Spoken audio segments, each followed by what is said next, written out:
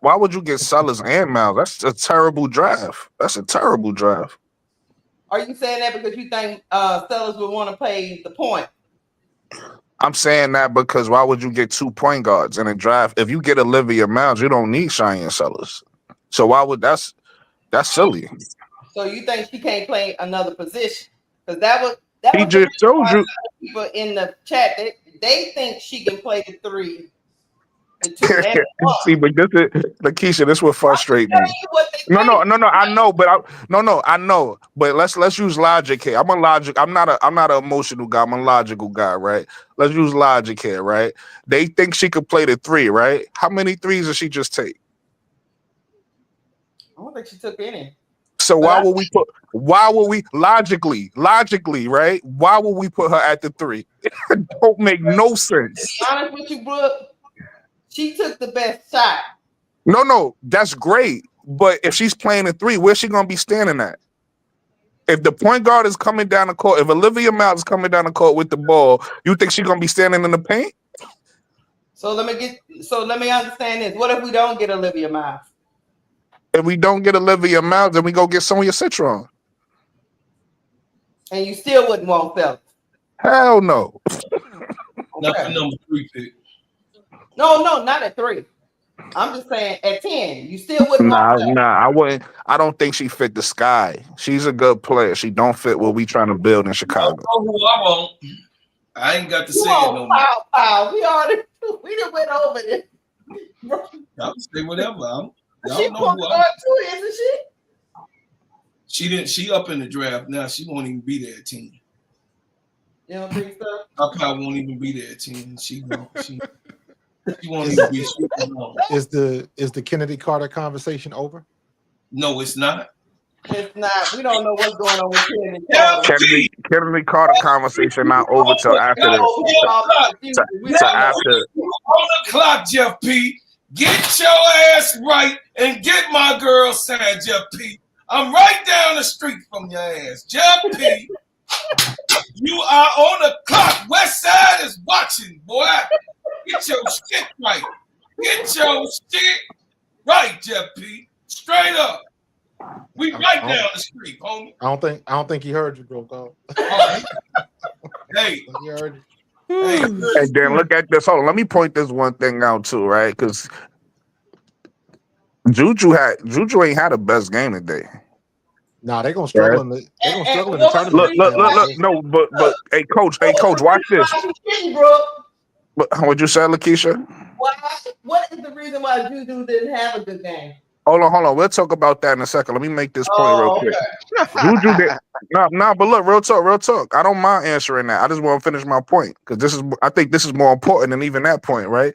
Juju didn't have a good game today, but like K-Sab said, Cheyenne Sellers had, I don't want to say an amazing game, but she had like a really good game today, right?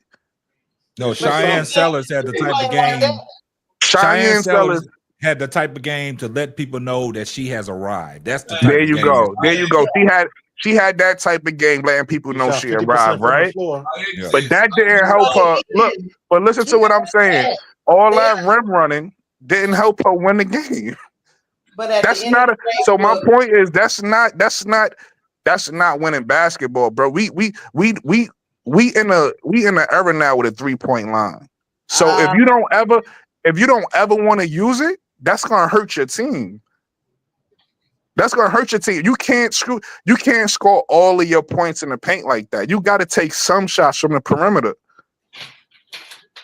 And that's why I don't like her game. Her game, she hardly ever shoots the ball. And then you see at the end when she finally decides, okay, I need to shoot the ball, got her shit stuffed, got her shit blocked. You know what I mean? Because she not comfortable. She comfortable just going to the rim, forcing it to the rim. That's not good basketball, bro. Yeah, but you got to look at your girl. You got to get help, regardless of how you on the floor. And you got what's her name? Number 2.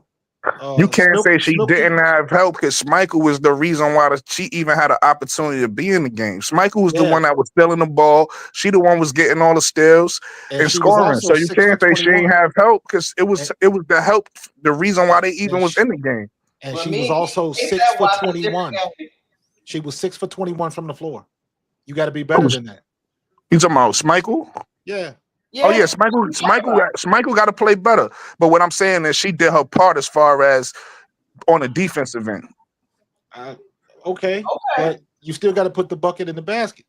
Period. You got to put the ball That's in a the snap. basket. Yo, coach, that's a Snapple top fact. But listen, we can say the same thing on both sides. Juju got to put the ball in the basket better. He was the one shooting the ball. That's what I'm saying. It's even on both sides. The game should, like K-Sap said, it was a good game, but it was a defensive game. Both teams was missing shots. I get what you're saying about Smichael need to play better, but I'm saying is you can say that on both sides.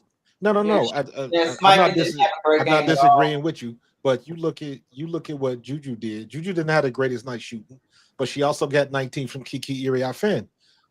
And you look at Maryland, your girl Cheyenne Sellers had a great game, but you need a little bit more from Smichael. She could have took them over the top if she would have had a better game shooting. I agree with that. I agree with that. But you are correct. It does go both ways. Keisha, I got words. Keisha, I got words. I do want to give defense is important. Defense is important. So you're right. She did have the best offensive game, but I am gonna give her credit for stepping up defensively though. But Juju got to realize this going forward. I mean, if I'm any team playing USC going forward, I'm taking a page out of Maryland's book. I'm gonna murky the waters up. I'm going. Everybody's gonna watch this tape. Exactly. I'm going to blitz Juju at all costs. I know Reddick Milky Way. Yeah, this was good defense. About, she was being triple team. That's what great players demand. They demand the triple team. It's up to Juju to move the ball. When she gets blitzed, they got to move the ball. Somebody is open. She can't just pick up her dribble and be trapped there. You know what I'm saying? So any team that's looking at this going forward, the tape is out there now. You got the, even though USC, that was a great win by USC, going into Maryland into a hostile environment and getting a win over a 14-0 Maryland team that muckies the waters up in the Big Ten. But the thing about it is, Juju just got to be smarter. And just like Coach said, Kiki, she is starting to impress me. They got to get the ball into her more because she can operate on that right side and that left side of the block. And I think she uses her left hand better than her right hand. You know what I'm saying? She's starting to make me mad, though, man. Why? She's starting to make me mad because all them tapes I watched with Kiki Iriafen working out in the summer down low on the post, and she was going up dunking and dunking hard. And I know she can do that. Why ain't she doing it? Why ain't she beating on everybody? Yeah, a lot of girls do that. Yeah. A lot of girls do that. They be working out dunking, but for whatever reason in the game, they don't pull that out. They get in the game and they don't trust their instincts, man. And I think that's the problem because you see a lot of these workout videos. I don't care who it is. They be in the workout doing different moves, but when they get in the game, they don't put them. They don't put them to use. Yeah, they don't put them to use, man. So I want to see her dunking on every time they get down in the paint, man. She need to be yanking on everybody. Right. Ain't too many people that's gonna be able to jump with her. I'm starting to get pissed off. Maybe the type of energy it takes for them to dunk. Maybe it's too much energy. They don't want to spend that much energy. I ain't buying that. Why are you upset? Why are you getting upset? Oh man, because y'all up here, man. Y'all messing around with the pink elephant, man. I'm just being honest with y'all. Anisha Mero is better than Kiki F. Right now, Anisha is having a better game. Ain't none of y'all saying nothing. What they got to do with anything? We talking about the USC game tonight. No, I'm talking to Brooke. I'm talking to him. Wait, talking about what I do? What you talking to me? Hey, listen. Hey, I'm with you. Hey, bro, I'm with you. I'm not mad. Hey, bro, I'm not mad if Anisha Mero go over Kiki. I wouldn't be mad at that at all. I'm with you. But she not there, little bro. I ain't heard nobody bring up Anisha Mero at all in the season that this double baby. You know what? You're right. That's a question. You should do a video. Hey, bro, you should do a video, bro. You should do a video. Listen, bro. Hold on. Did I say? Hold on, coach. Did I say on K-Sap's channel, Keisha? Didn't I say that Kiki wasn't in the top 5 no more? You Oh, you did. bugging with that. But listen, bro. I'm trying. Hey, bro, I'm trying to give you some content, bro. You not listening. I'm trying to tell you, you should do a video about Kiki and Air Finn and saying who should be, who should go higher. That's actually a good question. Man, we know that I ain't gonna play with the crowd like that. I'm gonna tell them that Nisha Mero is above Kiki right the fuck now. Okay, well, yeah, that's the video. That's the video. That's the video, right there. I'm not gonna play with nobody. I'm gonna tell it like it is. We come At the on end of the day, Ball Dropping podcast, and I'm telling you straight up. I'm gonna tell you, like I said, Nisha Mero is having a better LSU. First of all, is unbeaten. When do LSU play USC? I want to see that matchup now that he said that. Well, do they play? They're in two different conferences. Oh, they're not gonna play. They gonna see each other later. I see you. Okay. It's gonna all come down to March. I would love to see that matchup. But you know what I'm saying, Coach? Coach, you know what I'm saying? I understand what you're saying, but all these rankings don't matter because it's only gonna come down to what they do in March. Period. That's true. Because all of this regular season will not be remembered. Right, but they playing with my emotions, Smokey. You playing with my emotions, Smokey. Straight up, y'all act like Nisha Mero ain't having a better season than Kiki. Everybody like, oh yeah, she gonna get the engine going. She gonna. Is y'all tired of saying, oh yeah, she just, she had a slow start. Nisha Mero on her business the whole time. But over there with Fly. She over there with Fly doing double doubles. 13 double doubles straight. Bro, Claude, let me tell you the reason why they sleeping on Anissa Morrow. Because LSU hasn't played ranked teams yet, and USC Kiki Afrin has. That's why they sleeping on Anissa Morrow. You ain't doing shit about the non-ranked. My girl from Chicago, y'all playing with my girl because she from my crib, and y'all playing, and I'm getting pissed off. Y'all pissing me off because she from my crib, and y'all playing with Chicago. I could say, hey man, she from the rack. Y'all acting like we won't get them guns out and do. Let me not get cut off. I'm just being honest. I'm about to shoot it up on her first podcast. I'm about to shoot everybody up here. K-Sap, I done got a leash up in Keisha's podcast. I'm tired of these. Listen, I heard this. Listen, I done been on Brooklyn. She might have to hit that mute button. Listen, I've been on 10 different podcasts, Coach. I'm frustrated. I've been on 10. Yo, bro, how much caffeine you had today, bro? That's what I'm saying. No, y'all playing with my Chicago native, man. Y'all playing with me. Hey, but bro, Claude, I was the You there? Yeah, I'm here. Go ahead. No, I was saying, bro, Claude, I was saying I was the one advocating for Nisa Morrow in the top 10. Wait, who said she not? I think Anissa Morrow in the top 5. Why we advocating for her in the top 10? That was before. Her stock is going up with me. I don't know about the top 5 just yet. Anissa Morrow? Anissa Mero playing better than Kiki. Oh shit! Okay, this news to me. Anissa Mero always been in my top 5. You a facts in the man. top 5? Nah. Yeah. I always, me personally, only because of I tried to be calm. No, but look, I don't do just get the best available talent. I do it the opposite way you do. Yeah, this that WNBA shit. I'm learning. The best fit. They do best fit in the WNBA. I do best fit, and then if you can't find the best fit, then you get the best available talent. Heard you. So, I ain't even gonna make that comparison. But for me, I always said I think Anissa Morrow a fit on a team like Washington, like if we like in the top 5 drafting. So that's why she always been in my top 5. I never her being argued in the top 10 is weird to me. Like she definitely top 3, top 4. A lot of people didn't have her in the top 10 though. Because they sleeping. But that's why we don't listen to a lot of people. They don't know basketball. Listen, that's why I'm frustrated. Because we up here listening to sleeping podcasters, sleeping people. And plus my mock draft also includes Flau'jae. What's your top 5 though? Since you ain't having a top 10, who's in your top 5? I was gonna go with Page 1, obviously. Not with that knee. Huh? What? You said Page, Flau'jae. Page staying at Page UConn. 1, Flau'jae 2,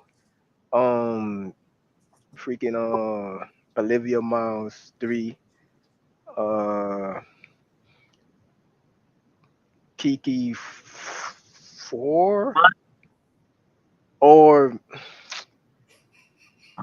Anisha Morrow 13 at best.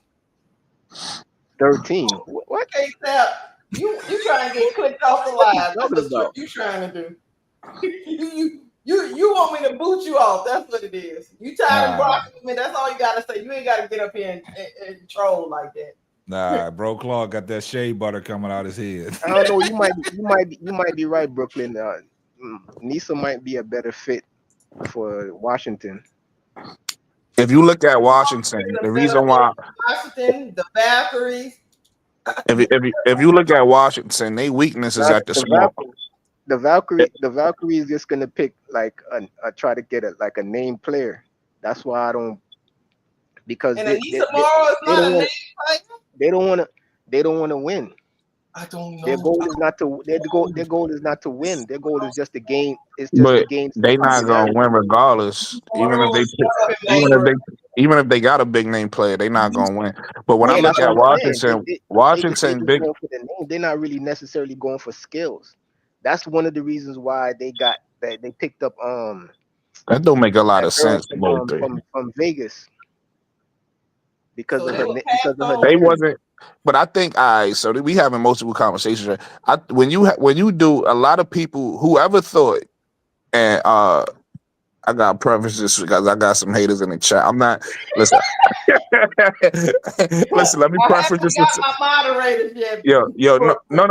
They not bad haters. They not bad haters. Let me preference just for the people in the chat for saying, yo, this is just my opinion. And I don't think that I'm always right. So I could be wrong. Let me preference just for saying, yo, I could be wrong, and this is just my opinion, right? Even though this is a fact, what I'm about to say.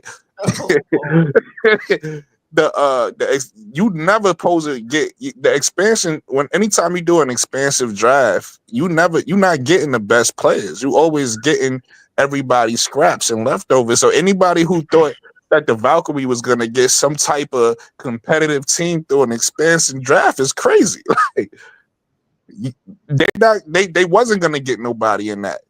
The only way they're gonna get talent this year, and they shouldn't get. Here's another fact why you don't want to be good in your first year as an expansive draft. You can't get a lottery pick. You can only get a lottery pick in your second year, which means you got to be bad the first year, so you can really get. Exactly. That's what I'm saying. That's why I don't think they're gonna try. They're not even gonna try to get. No, but what I'm telling you, Mo 3, even if they get somebody with skill, which they will, they got the 5th pick. They still gonna be bad. Yeah, they still gonna be bad. So why they're not gonna be at the top of the. They're gonna be bad, but they're trying to be the worst. They're trying to increase their odds. They're not trying to be.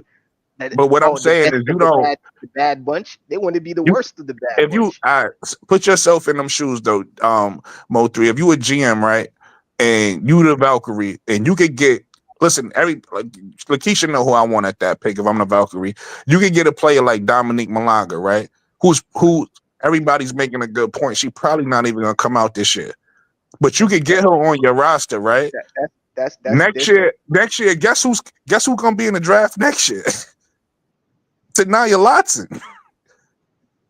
Now we starting to talk about building a good team. You never if you an expansive draft, you never supposed to be thinking about building a good team in your first year. You can't get a lottery pick, but that don't mean that you pass up on a talent. You gotta be smart and strategic and pair the talent up. You gotta think long term. You're not thinking in your first year as an expansion team. Man, y'all pissing me off. You stockpile talent when you're an expansion team. Y'all stop it, man. Y'all all right, get in here, gingerbread man. Y'all playing with me, man. I'm serious, man. I'm really frustrated, bro. Mo 3. What? You know you my man, but you just pissed me off, man.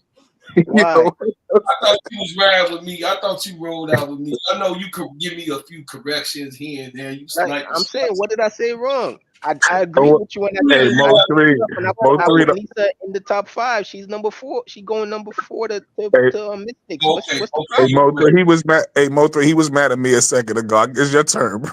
That's what I'm saying. Because I'm like, what the heck? I done No. switched it up, and I was like, all right, you know what? You know you're supposed to Here's ride a better that fit out, for Mystics. You're supposed to ride. We think the same. We got a lot of stuff on the same app, but ain't nobody. Y'all acting. Listen, y'all hating on the Chicago player just like they hate on the Chicago artists. You Just know like what? this game. Bro. This game is not. I mean, we can play a city, so we supposed to be hated on. But I'm just saying, Bro Claude. God damn. Hey, bro, I think everybody on this panel like Anissa Murrow, bro. What are we talking about? No, they didn't got her in the top 5. I told. Listen, me and you do. Me and you do. Okay. I have her in the top 5. I got her in the top 5. You got in the top 5. Y'all broke me down. Y'all changed my mind. Coach, who you got in the top 5? Okay, listen. Let me be honest with you. Out. Let me be honest with you. I don't even have a top 5. Okay. Ask me No. question. When we say top 5, she's not talking about who's your opinion. We talking about the draft or draft order. Who's going in the top 5 is what we saying. I understand that. My point is, ask me that question before the tournament starts, because that's going to change some people's minds at that particular time, and then the minds are going to get changed again in the tournament.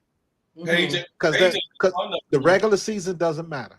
It doesn't. The only time the regular season matters is just like for somebody like Paige Beckers, and let's make sure that knee is okay. So all of this stuff is irrelevant to me. Yeah, I want to see good games. Yeah, Juju looked a little suspect. But right now, they just playing. Let's see who's going to be dominant come the tournament, because that's all that matters. Do you think you keep saying Paige with the knee? If she never play another game this season, you think she'll lose that number 1 pick? You think she wouldn't be number 1? I tell you this, Lakeisha. I tell you this. Yeah. If that number, hold up. If that number 1 pick is in the air, and if she don't play another game, and her handlers let her know what's really going on, she'll return to UConn for another season. Watch. For 6 years? Yep, she'll be a 6-year senior. Yep.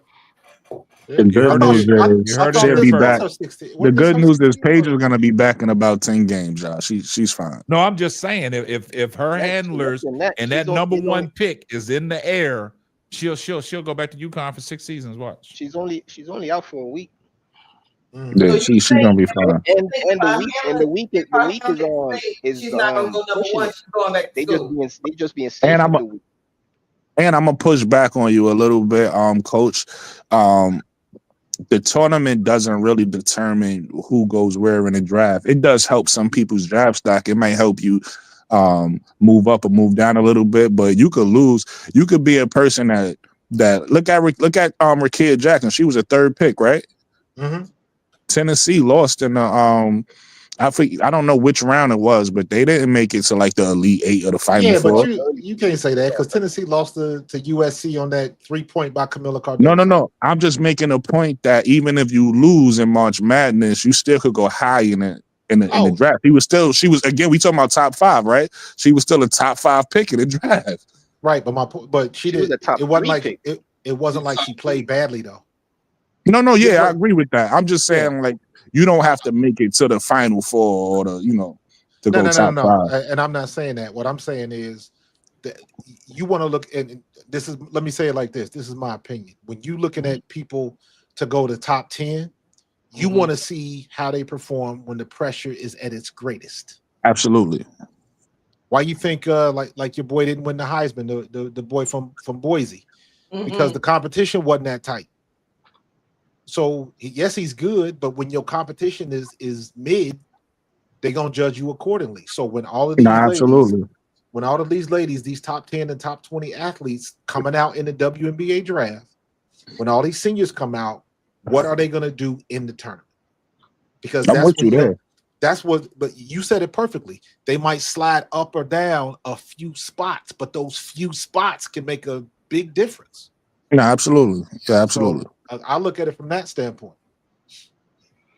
I don't really think it works like that in the WNBA. Like from just going off of past events, like some people that play well, you think their draft stock will go up, but it actually lower. Like Right. just to my point. just look at Angel Reese. Her draft It'll slide up like a little 7. bit or down a little bit, depending on what they do. If Angel Reese would have shit the bed in the tournament, the whole situation would look totally different. Yeah, but that's the point. She didn't, and she still went 7. Right. Because she played well in the tournament.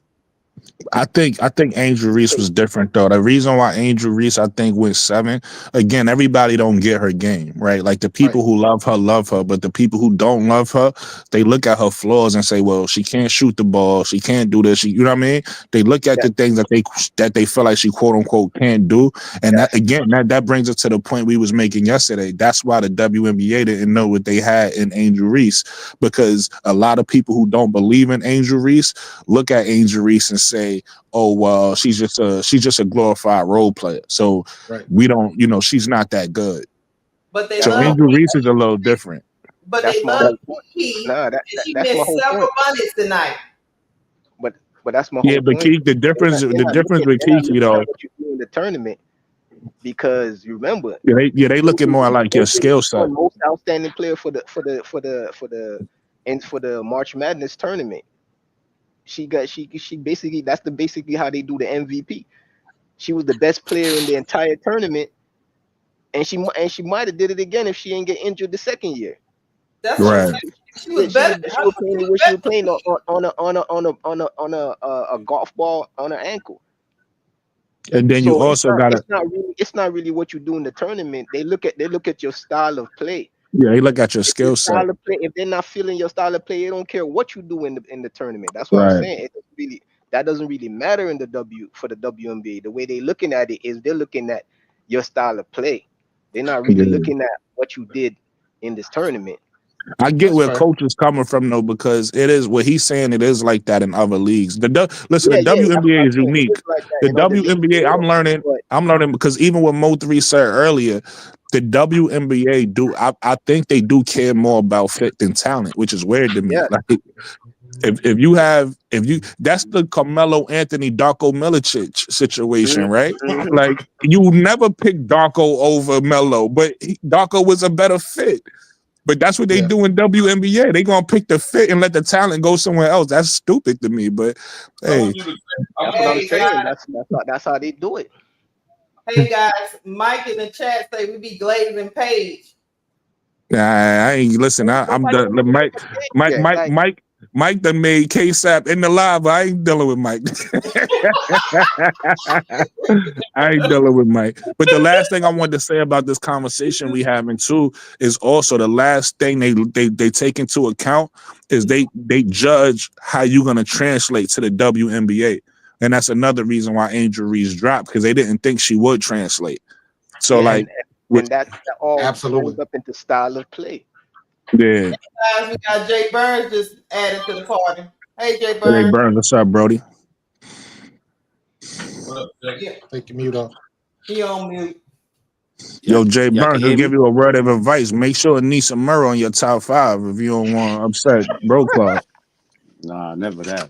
Y'all got Bro Club about to have a Listen, Jay Burns got Anissa Murrow in his top 8 because he want her to go to the Fever. No, I don't. Oh, word? Nah, I want Sonya Citron. That's what I want, bro. I don't know. You take Sonya Citron over. Okay. Mm-hmm. Yeah, I'm with you, Bro Claude. I'm gonna stay out this conversation. Go ahead on, Jay Burn. No, I'm just here to say what's up to everybody. I'm just chilling, listening to everybody say. Y'all got Bro Claude over there eating snacks. Disrespectful, hey, Keisha, I owe you an apology, Keisha. I owe you an apology, Keisha. What I did? Because the conversation we was having the other night about the social media aspect when we was talking about Unrivaled. Okay. And I went to Unrival's website, and they called out. They done hired these two girls for social media content. They brought them on as content creators, and I went to both of them. It's a black girl and a white girl. I went to both of their IG accounts. Both of them was well under like 50,000. Both. Not even, yeah. Neither one of them was like what I would consider a real big influence. So to your point, they got somebody that I guess they felt was genuinely interested in promoting their game, and that's what they rolling with. And it's working. Right. You got to go find a diamond in the rough. You don't have the money, right? When absolutely. They social media game is on fire right now. I ain't gonna lie. It sure is. They got every team looking like, you know what I'm saying, like top tier right now. Like I can't wait to watch. I can't even lie.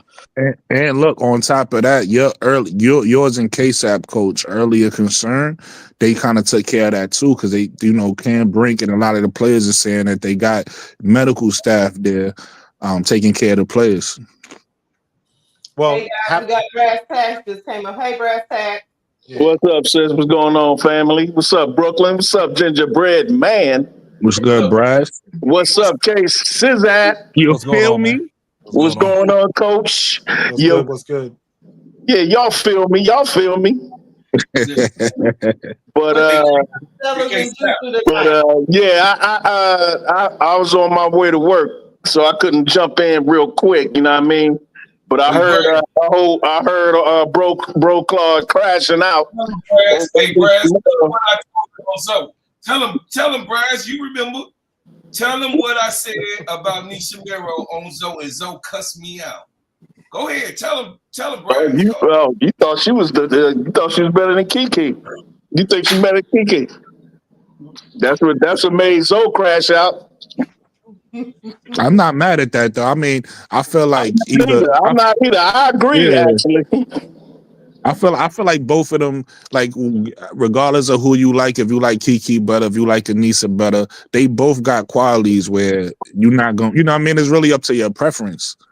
Kiki is a taller player, right? She got her physicals might be a little bit better. Anissa is better on the boards. She might have a little bit more dog in her.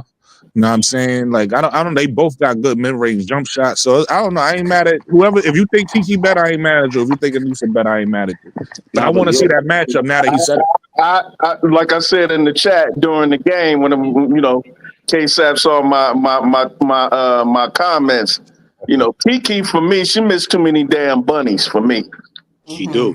She misses too many damn bunnies. You supposed to be the number 2 pick in the draft behind Paige, and you can't make a damn bunny consistently. She ain't got dog enough in her for me, and that's what separates Anissa from her. Anissa got dog. She's undersized, but the dog in her makes her 7 foot. Mm-hmm. Yeah. I mean, it's just like Angel Reese. Angel Reese is undersized too, but that dog in her makes her play more like she's 6'7", 6'8". Mm-hmm. You feel me? Angel Reese must have been taking lessons from Shaq or something, because I don't know. She ain't take no. Out of everything I saw with Angel Reese, the one thing she does better than anybody else I saw, she gets her ass in position under that basket and makes the most of it. Nah, she ain't get that from Shaq. She ain't get that from Shaq. She got that from birth. She been like that her whole career. I watched her in high school. She been like that her whole career. She been a dog like that all her life. She been a dog like that all her. Ain't nobody taught her shit. She is Angel Reese. She's different. Don't get me started. I'll crash out like Bro Claude if you say something about my Angel Reese. Don't say nothing about Angel Reese. Don't say nothing about Angel Reese other than she is a self-made basketball player, in my opinion, because of her gifts that she was born with. The shit that she do on the court, you got to be born with that. And then you work from there. Everything she do when it comes to rebounding, positioning, and all that stuff, she got that through instinct that God gave her. The Lord of the worlds gave her that. Okay, she's different. Now, back. Now, back to what I was saying. Don't get me started now. Don't talk about my angel now. She's different. She ain't no Shaq. She ain't learned from no Shaq. She learned business from Shaq. She learned business acumen from Shaq. She ain't learned nothing from Shaq. All right? Yo, listen real quick. Angel Reese. Yo, hold on, bro. Yo, listen real quick. Y'all done got 2 crash outs today. Everybody hit that like button. You know what I mean? Show LaKeisha some love. You feel me? Everybody subscribe. If you watching this and you enjoying the 2 crash outs you got, hit the like button and subscribe. Keisha, I got you up on 2. I got you up on 2 computers and Yeah, an iPad. Keisha, I got Hit it rolling. the crash out button. This, man. If you want a third, listen. If you want a third crash out, hit the like button and subscribe. Yeah, Keisha, I got you. I got you rolling on 2 things, man. I'm trying. We broke you. Well, you broke yourself in the right way tonight, man. You done brought all this foolishness. Look, you done brought all this foolishness up on the panel, and you see what's going on, man. Hey, LaKeisha, man, I'm trying to get back to the game. I got one issue with you though, LaKeisha. What? On everybody else's platform, you cause confusion. On your platform, you mild-mannered. I don't like that. I need you to start causing more confusion. I need you to start asking questions and giggling. Let me tell you something, Brooklyn. I wasn't expecting to crash out. Bro Claude went quick. So I gotta fall back. I gotta let Bro Claude get it. Bro Claude went to the moon, boy. He ride for his own girl. I ain't mad at him. But hey, back to the game. But hold on, real quick. Let me say this, Brass. One of my partners back at home said, you know, I grew up with this guy, Bernard Diggs. He in the chat, he said, yeah, you kicked it, man. Angel got all that from them Be More Streets. You right. That's right. But anyway, Don't. If you want to touch like Bro Claude, when you touch a nerve, when you don't talk about Anissa, when you get to talking greasy about Angel in any way, I get touched too.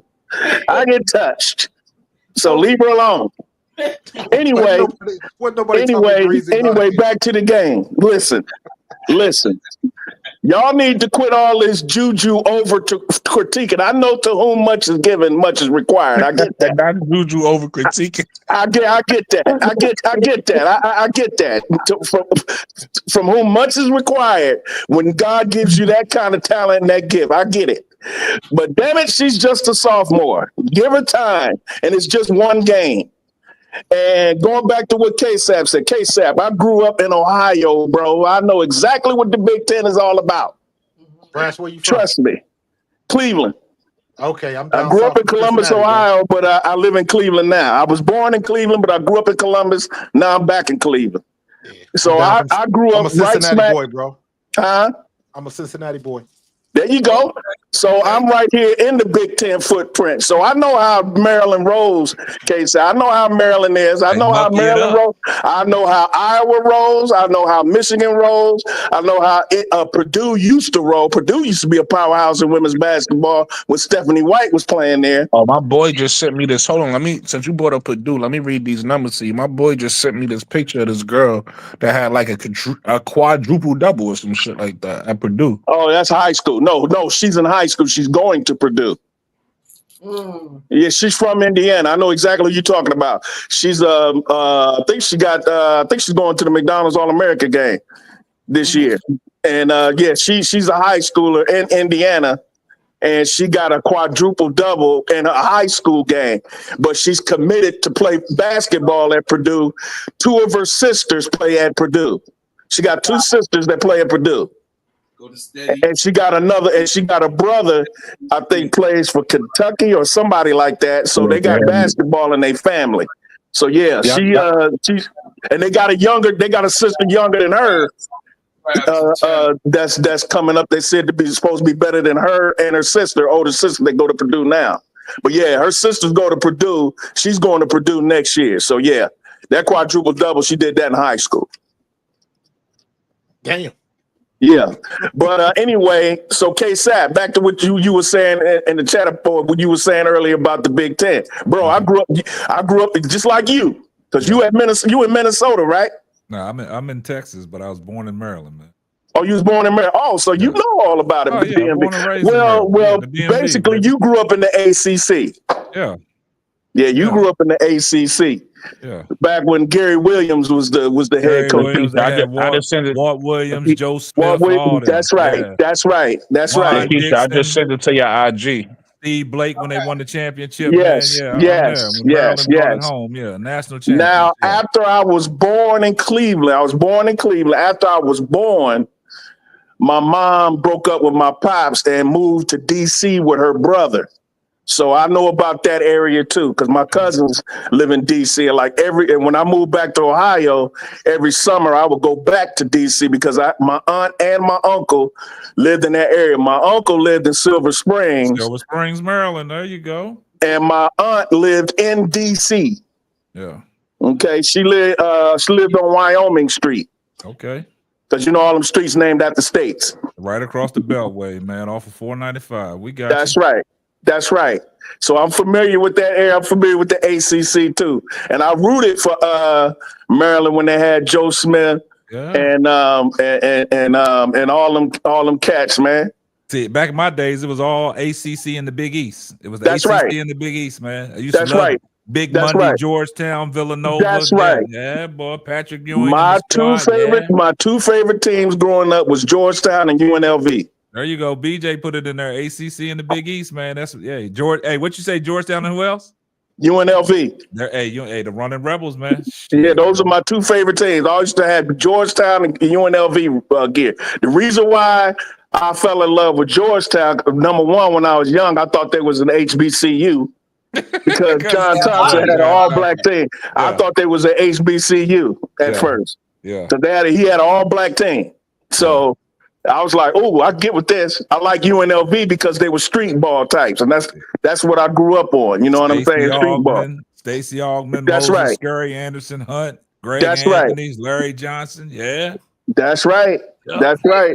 Those are all my boys. And even before that, you remember Jarvis Bass Night? Jarvis Bass Night. Yes. A lot of people tell you, oh, you jumped on the bandwagon because of Larry Johnson. No, I like UNLV when they had Jarvis Bass Night. He was there before all of them. Yeah. So I used to like Moses Scurry because every time he dunked it, he used to scream on people. Yeah. He was one of the first dudes to do that. Yeah. People don't know that. Moses Scurry nobody was doing that but him. Hey, Anderson Hunt. Hey, B. Will. Anderson Hunt, boy, he could shoot it. Hey, him and Greg Anthony's in that backcourt, man, for UNLV. Anderson Hunt used to shoot the lights out. Number 12, he used to shoot the lights out. Greg Anthony sporting that number 50. You know what I'm saying? Larry Johnson. And that's where Stacey Augmon got his name, the Plastic Man. The Plastic Man. Right. He was at UNLV, man. UNLV, that's right.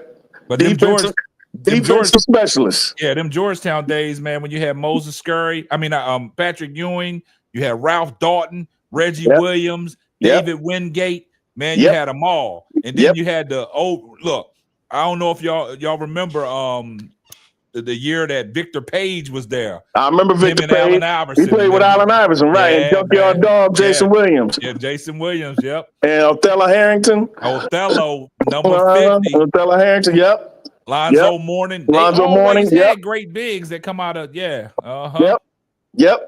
Lonzo Mourning, that was my guy. He played with Dikembe. Yeah, him and Dikembe played together. Yeah, Georgetown always had great centers come out of there, man. Always had great centers, man. Yep. I remember them. I remember all them cats, man. Big John was my coach. I love Big John. And I love Tarkanian because he took dudes from the inner city and gave them a shot. Yep. And he coached them brothers and loved it. Loved it. John wouldn't play against him because of that. Yep. Because he was at Long Beach State doing that. Yep. And look, Jerry and then when he went to UNLV, he wanted to play against John Wooden's UCLA team. John Wooden wasn't playing because of the way his style and the way he was recruiting. And also, what people don't realize, K-Sat, is that people know Jerry Tarkanian as one of the best defensive coaches in the history of the game. Because if you look at it, man, the year that they went up against Duke, you know what I'm saying? And Christian Laettner was there. You know, the thing about Jerry Tarkanian's defense, man, And they all played defense, man. Anderson Hunt played defense, Greg Andrews played defense, Stacey Augmon, the Plastic Man, Moses Scurry, and Larry Johnson. They all and Butler. I think Butler came off the bench, but they played defense, but they could score, boy. They get out and run, boy. They scored off their defense. Yep, defense led offense, man. And Anderson Hunt played with he's from Detroit. Yeah.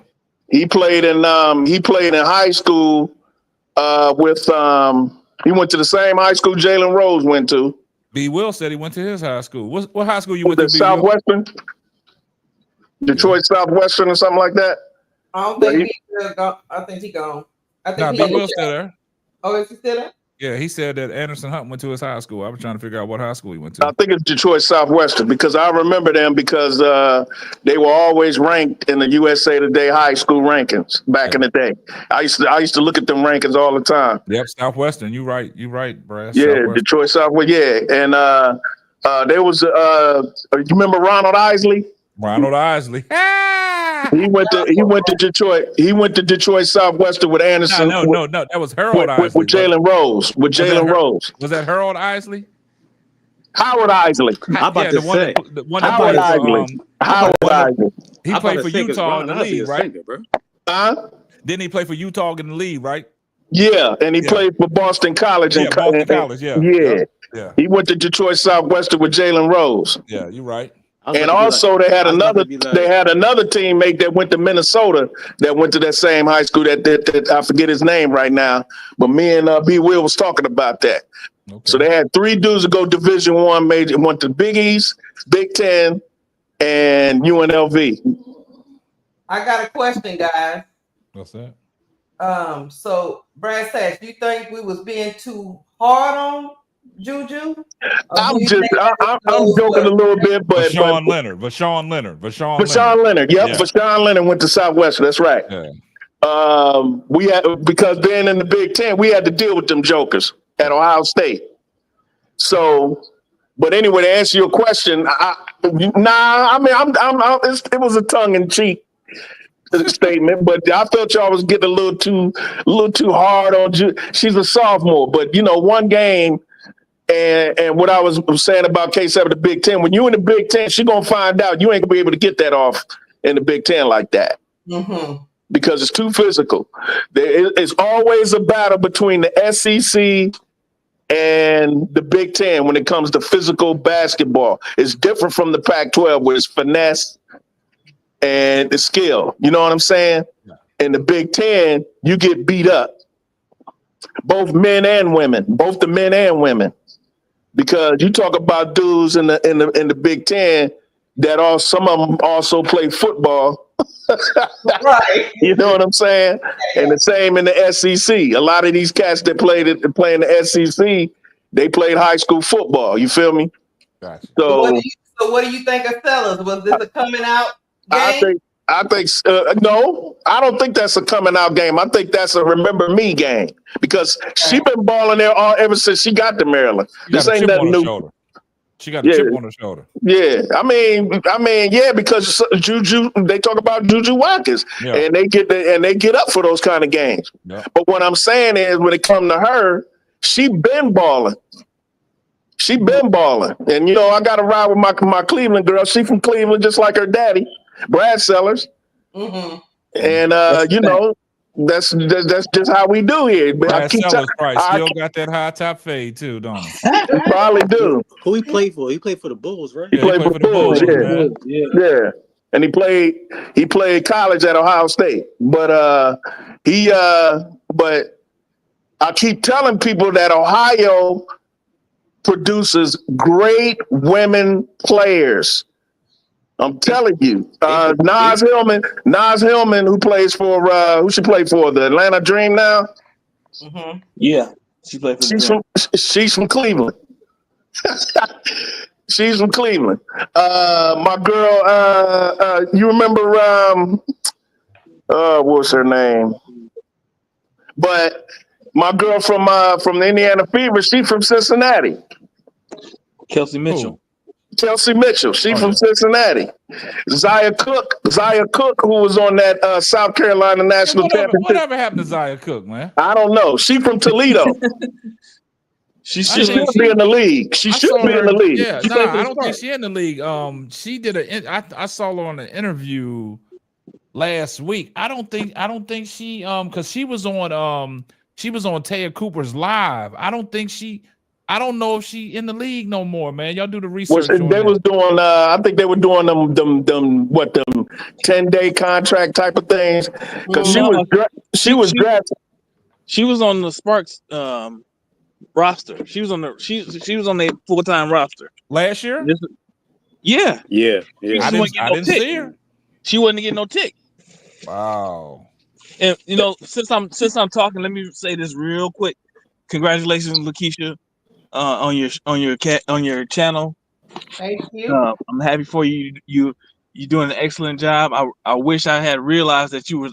I came in through KSAF through Simply Ball Dropping, and I didn't realize it was actually you as the host.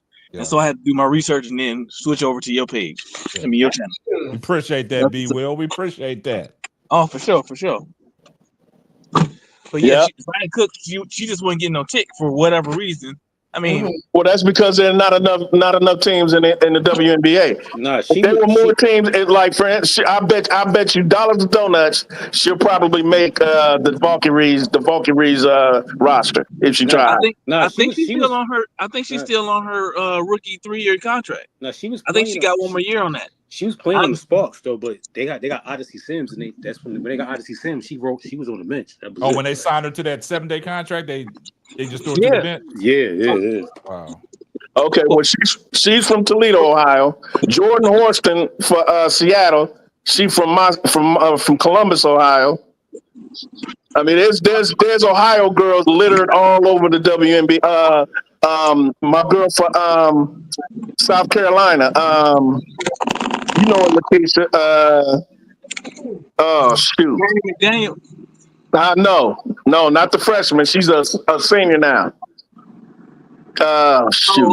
Bree Hall. Bree Hall's from Dayton, Ohio. Okay. Cody McMahon from Ohio State is from Dayton, Ohio. So I could go through a list of girls from Ohio, but people sleep on girls in Ohio. And Cheyenne Sellers is from Cleveland. So we produce players now. Hey, Cheyenne came out tonight like we from Cleveland, we ain't leaving. Yeah, that was a good game, man. That was a hell of a game, man. Going in the first round. What I was telling them, B. Will, was that this ain't nothing new. People that really know Cheyenne know that this is how she can ball. She can ball. But tonight she was on national TV balling. You feel me? Against USC. Every time Juju scored, she came back. It came right back, man. She wasn't trying to let her show her up, man. And also, Keisha, you've heard me and HD and Zoe say this all year, haven't you? What do we think about Gottlieb? Not much. Thank you. I don't like their coach. I don't like USC's coach. That team should have blew Maryland out. Christy Size 2.0. Thank you. I don't know about blowing them out, man. That was a highly contested game, man. Maryland ain't 14-0. Bro. Why are you not blitzing Cheyenne Sellers? Like they're blitzing Juju. USC coach don't do nothing but sit. She don't do nothing. Sitting on the bench, bro. That's what she do. Is sit on the bench. I don't like her, K-Sat. I call her Got Dweeb. Okay, I mean, hey, it's funny. I don't like her. I will say this though, Keisha. I will say this, Keisha. Yeah. You damn near 3 hours and 30 minutes in. Oh, that ain't nothing. Be like HD and go 8 hours. Then I'll be impressed. It ain't even halftime yet. Yeah, it ain't even halftime yet. Keisha, don't let them do it to you, Keisha. Keisha, if you can go till 5 o'clock, 6 o'clock in the morning, Keisha, I'll be impressed. Keisha, don't let them do it to you, man. You see, that's what they like to do. They like to cause confusion. See, that's what they want to do, man. K-Sack, you came on at like 1 in the morning, 2 in the morning the other night, my brother. But they wouldn't let. But the thing about it is, Jay Burns, they won't let me off. And that turned into a after-hour freak off. Like, sports, man. They would not let me get off, man. I couldn't do it. But you know the freaks come out at night, though, my brother. I couldn't do it. But look, she 3 hours and almost 30 minutes in, man. You know what I'm saying? Yeah, but she started early though. Yeah, Hey, she started early though. she said she might come back on at midnight. What? Key should be up all night too. Don't let her fool you. The night belongs to HD. Belongs to HD. You don't want me. Oh, HD be doing the midnight oil, late night. I'll be getting up. I get up at 7 in the morning. This cat's still on. And I'll be like, damn. You be on third shift. Yeah. It's like what? And part of first shift. He goes from third shift to part of first shift. First shift. Usually first shift jobs start about 7. Yeah. And KSAP still be. I mean, not KSAP. HD still be on. I'll be like, what? You see what they're doing? You see what they're doing, Keisha? They trying to keep you around, man. Don't let them do it, man. Hey, don't let HD beat you out, Keisha. Don't let HD beat you out, Keisha. You ain't even ate your dinner yet. Come on now. You ain't even ate your dinner yet. Come on. She can't fool nobody. She fool nobody. We ain't been up until the wee hours of the night with Lakeisha. Even you was over there like, this Sellers girl is. You might be right about something. Nah, Sellers. I mean, she impressed me, man. You know what I'm saying? Because she wasn't on my radar, and I felt like you felt last night. That's why you wanted to cover the game, because you wanted to see actually what she was all about. And covering the game with you and watching it, I'm like, okay, she impressed me. You know what I'm saying? I'm not one that came out and said I'll take it for the Chicago Sky, because there's some point that Brooklyn's making. I'll take her at 10. It's some people have said they take her at 10. That's the argument. Well, you know who I want at number 10. Who? Either you forgot? Sanaa Rivers. You see what they're doing? You see what they're doing, Keisha? They starting a whole new conversation, man. You can't let them do it, man. That was my original pick, and at the beginning of the season, we was like, okay, she's not playing too good. But now she's starting to come. She's starting to. But you know what? Lakeisha, that little struggle she had early in the season, I wasn't thinking about that. I just look at her and see that athleticism and that length. I agree. And I don't even pay attention to her numbers really. I look at the numbers of her height and her length and her athleticism. That's what I see. And all I see is Dejanay Carrington, but with longer arms. That's what I see. That's what I see. Everything else can be worked out. It's negotiable. Everything else is negotiable. Her shot, the way she play offense, but damn it, when they come to the defensive side of the ball, she is exactly what Chicago needs: a wing defender. And defenders like Dejanay is something that don't come all the time. So exactly, and neither does that kind of athleticism and length and Sanaa Rivers. That don't come around a lot. That don't come around too often. That don't grow on trees. You can't go to Walmart and get that off the shelf. And see what the argument what Brooklyn was bringing to the table was he want a wing defender, but he want a 3-point capability, and neither one of these ladies is really a 3-point shooter. So, well, that's why I said Maddie Westbell. That was my other choice. Right. I would like Maddie Westbell or Sanaa Rivers, because we could get a shooter in free agency or something, or sign somebody off the street to the practice. Undrafted player. We can get an undrafted college player that they can find a diamond in the rough that can shoot, or go into free agency and find a shooter. I'm not worried about that. I'm worried about Chicago's defense more than anything, because defense can be your offense. Right. Especially on the wing. The Chicago Sky have the worst perimeter defensive team in the league. They do. Period. So nah, I don't know. I think my Fever might be worse, bro. No. Statistically speaking, Statistically speaking, Chicago has the worst perimeter defense. I'm not saying that because I'm a Chicago fan. I'm disgusted with the defense. No, statistically speaking, they are the worst perimeter defense in the WNBA. Period. Nobody's worse than them. Mm-hmm.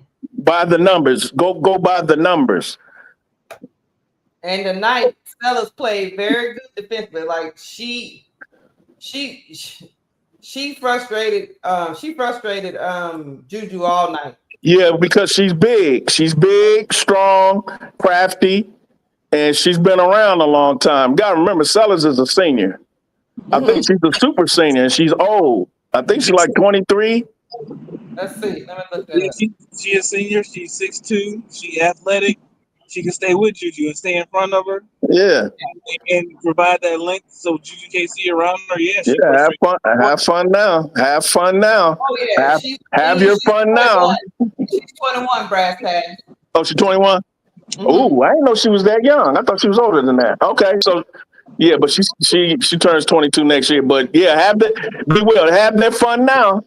Have your fun with the sophomore. Have your fun with the sophomore. Again, go ahead. Enjoy yourself.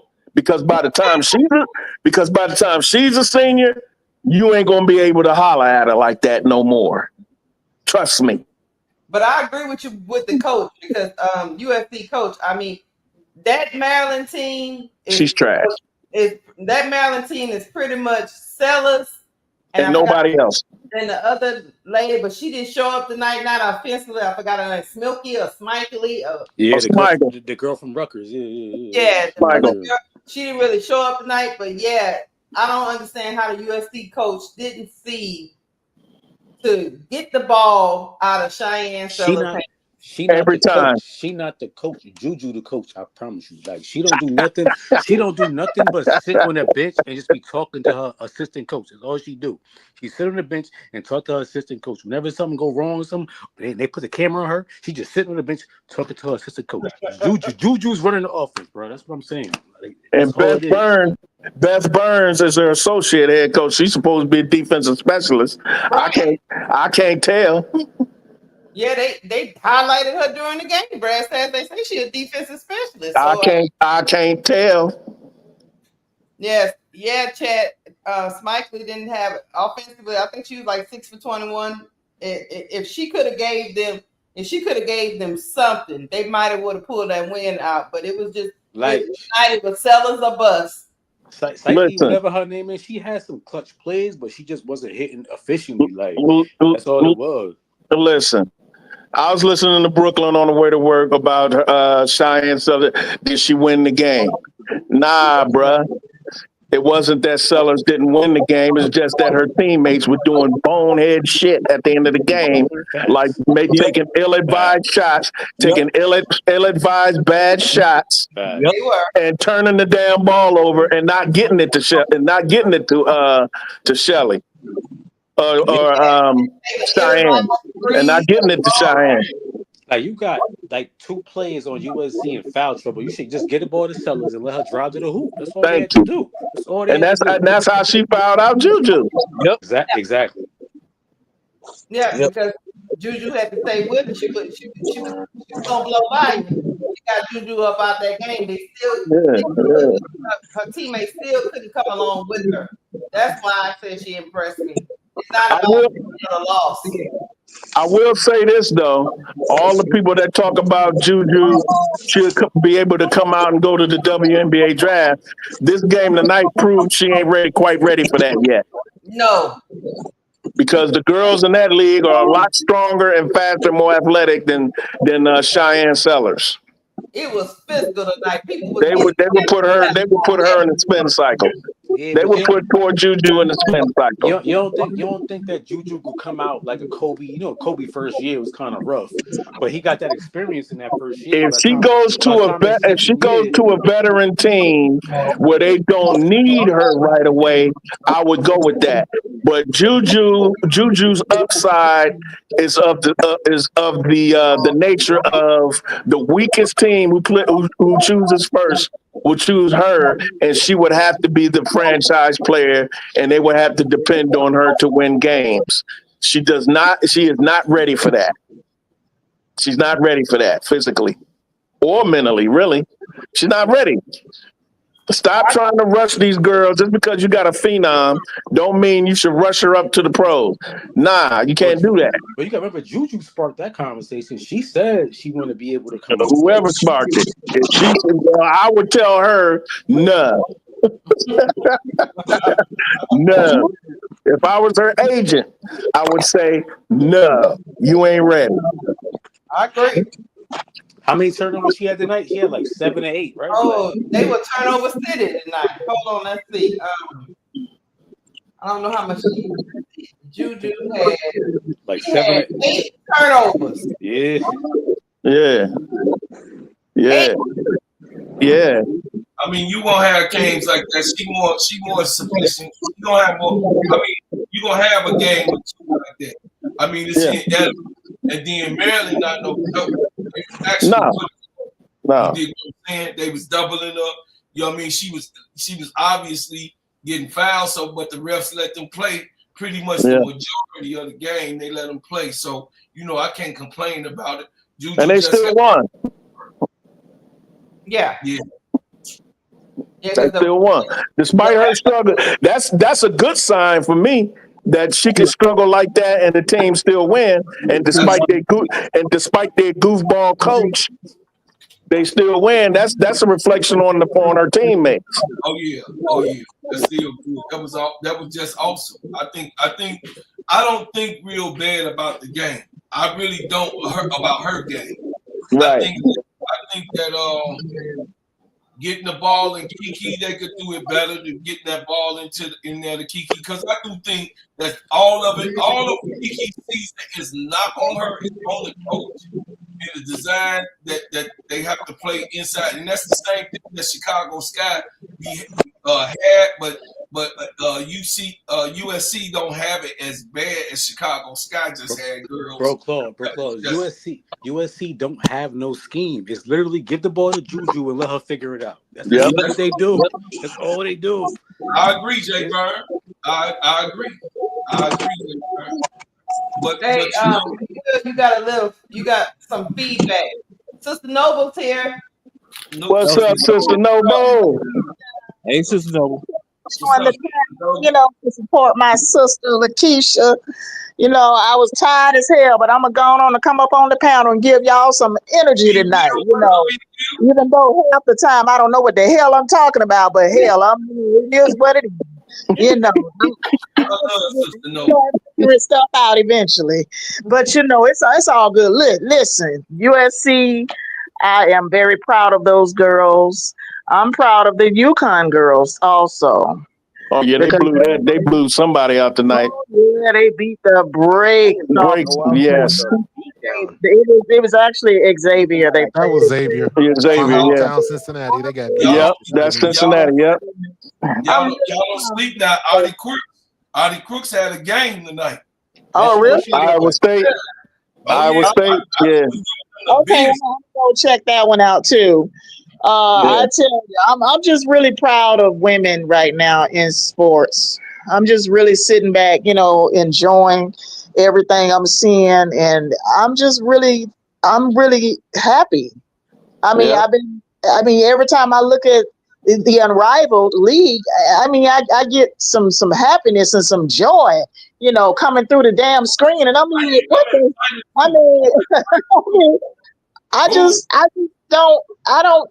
don't think I've seen these girls this happy. Mm-hmm. I don't think I've seen Angel. I don't really think I've seen damn Lexi this happy. I don't think I have seen even what's the other girl that's in Unrivaled? Natasha Cloud. Right. I don't think I've seen these girls. Kalia Copper. I don't think I've seen these girls this happy. All of them look like they just having a ball, man. You know what? It's the shiny new toy, though. It's the shiny new toy. Let me tell you something about that shiny new toy. It's a shiny new toy. Yeah, that's true. Lexi Hall looks so happy They got fever fans crashing out. I mean, yeah, Lexi on their mind. She getting a little too comfortable around them niggas and the MAGA people who are pissed the hell off. Oh my goodness. I mean, I'm just glad to see it. Pissed the hell off. I'm glad somebody. They are crashing out. Oh, they trying to take Lexi's Caucasian card away from her. No, are they? Yep. Yeah. They about to call her the W word. You know what I'm talking about. Oh Lord. I'm telling you, Keisha, I'm telling you, they are crashing out. They really don't, especially since she playing with Angel. Let me tell you something, guys. I was watching, and trust me, don't judge me. One day I was bored, and I said, let me go, you know, because I seen on Twitter they was crashing out. I said, let me go see what these Caitlin Clark YouTubers are talking about. I think I went to AK Nation, and he was on there talking about she needs to blink twice. I think she's scared. That's why she's saying that stuff. She's scared.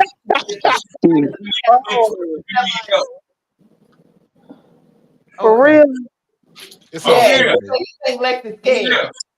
Yeah, they saying Lexi's being held hostage. No, you lying, Brad.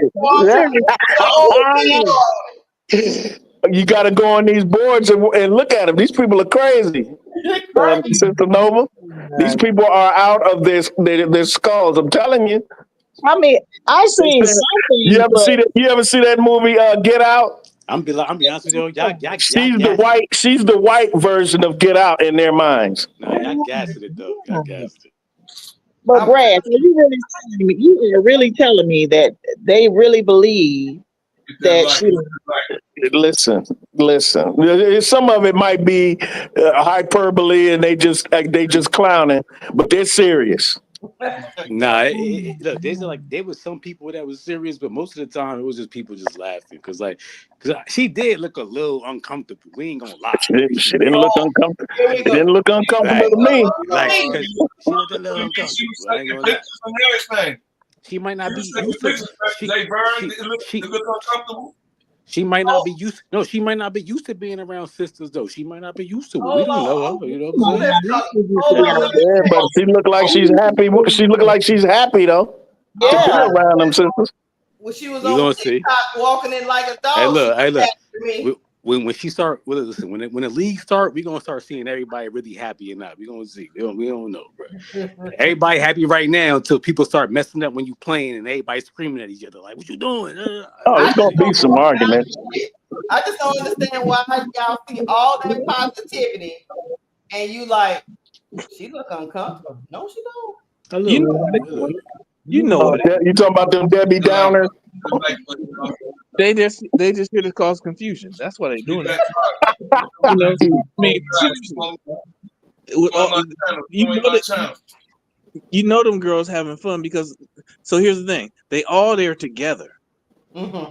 And if you a athlete and you've been in that league and you play with your 12 teammates, whatever, you've been in the locker room, and now you come into an environment where you got all the biggest stars, people who you looked up to, veterans, and and people that's your age alike, all the best players in the league, and everybody just having a good time, playing basketball, being competitive.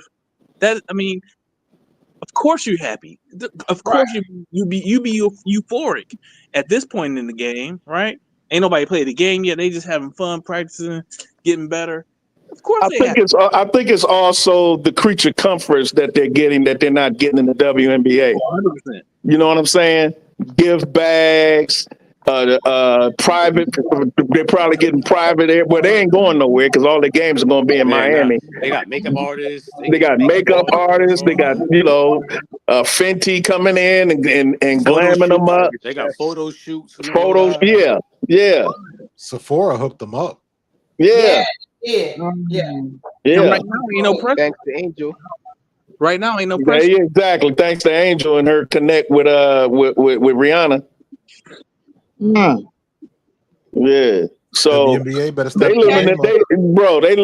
They living the life. Now, when Sister Noble talks about being happy, it's not necessarily meaning that they're not going to have conflict in a competitive environment. I mean, that's just going to happen. Especially, I mean, I'm sure you've argued and bickered with your brothers and your cousins when you're in the backyard playing football. You feel me? Yeah. So that's going to happen. There's going to be some adversity on their teams where somebody they might get in each other's face. You never know. But that's just the nature of the nature of competition with the opposing teams and within the locker room. But it's not just that though. It's not just that. What I'm saying is like, right? Because like I'm sure when the WNBA first started, everybody in that league was happy. They were like, "Yeah, yo, this is lit. Like we all getting what we want." Like da da da. Because the league just started. They gotta hope though that this league actually makes a profit. Because if not, things gonna start to get ugly like so every far, other so league. good because they tickets are sold out. Now, tickets don't matter. But tickets don't matter. Though. Tickets don't matter. It's all about I get what you're saying though, bro. I get what you're saying because it's new, it's brand new. Because the WNBA, they sold out arenas when they first started.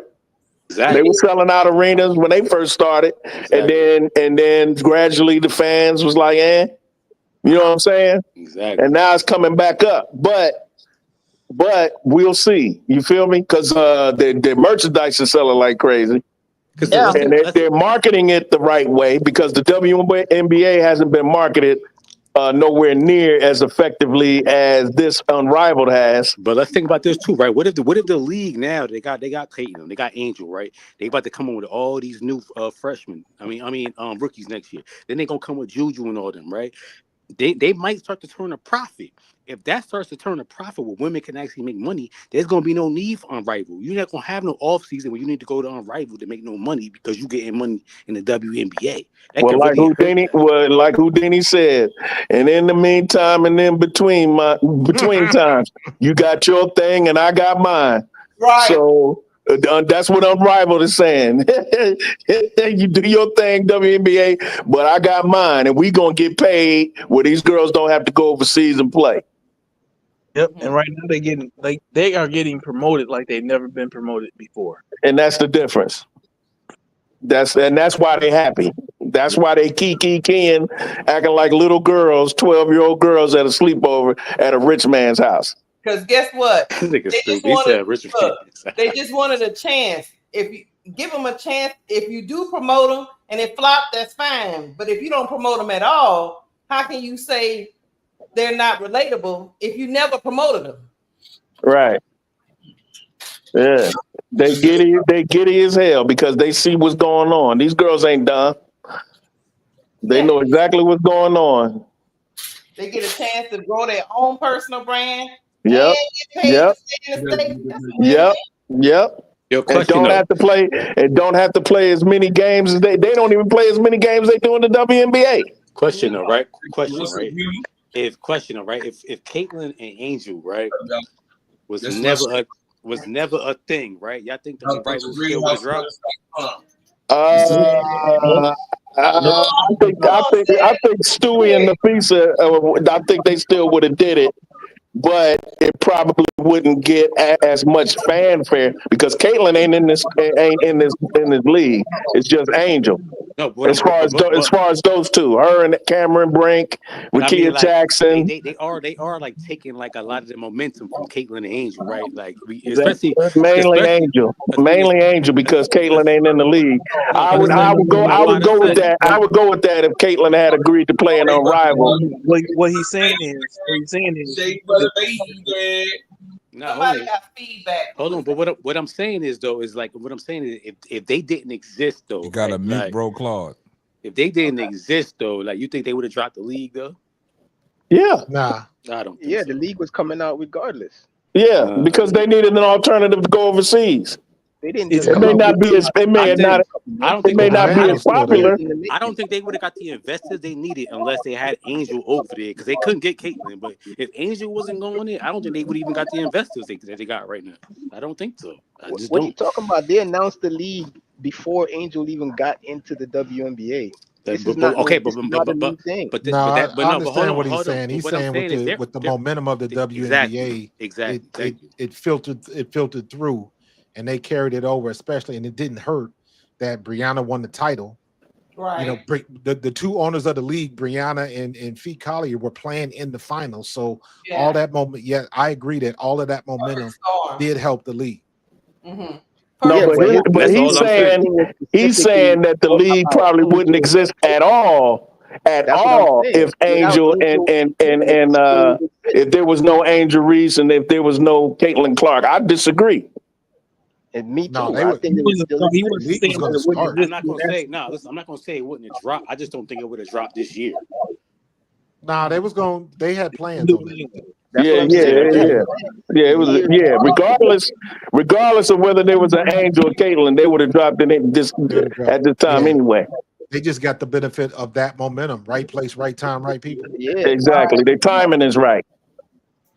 Yeah. But that's the impression that he gave me with his question, that if there was no Angel Reese and no Caitlin Clark, would it exist at all? And that's where I was saying, yeah, it would exist. Yeah.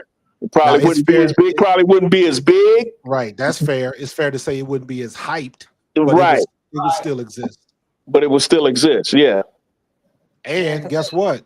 If Caitlin Clark and Angel Reese wasn't in the WNBA, it would probably rival the WNBA even more. Mm-hmm. Yeah, because you wouldn't have because it would divide the fans, right? Mm-hmm. Yeah. Exactly. Yeah. So guess what, guys? So next season, what do you think Caitlin do, Coach Marcus? Do she do Unrivaled? No. No. Because the decision's not hers. I in my opinion, she's never doing it right. In my opinion, in my opinion, the reason why she ain't gonna do Unrivaled is, she don't need it. Exactly. She got her paycheck is signed. Them checks have cleared. So she's one of those few people in the league. She don't have to play overseas. Her endorsement deals. Neither does Angel. That's exactly. What I was just about to say. But that's her. The one thing with Angel, and this is my opinion. Caitlin got basketball on lock.